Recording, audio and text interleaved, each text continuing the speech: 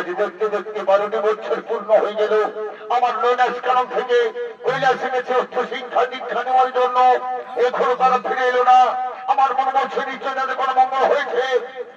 যাও যাও, তুমি নর্মদা নদী থেকে আমার পুজোর জন্য এসো, আমার পুজোর জন্য এসো নর্মদা নদী থেকে।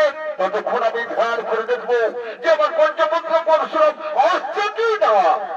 স্বামী, আমি যেমন নর্মদা নদীতে আপনার পুজো জল আনতে, তুমি যাবার সময় আমার একটি প্রণাম নিও স্বামী, যাবার সময় আমার একটি প্রণাম নিও।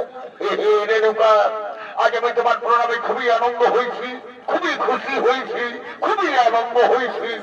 আর বিলম্ব না করে তুমি অতি শীঘ্র চলে যাও, নর্মদা নদী থেকে আমার পুজোর জন্য এসো। ততক্ষণ আমি ধ্যান করে দেখবো।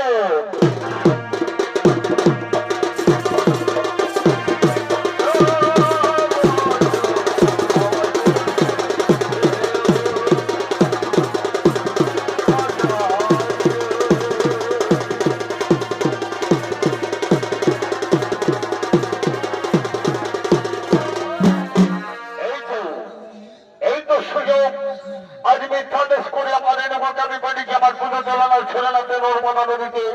এবার আমি রেণুকে পরীক্ষা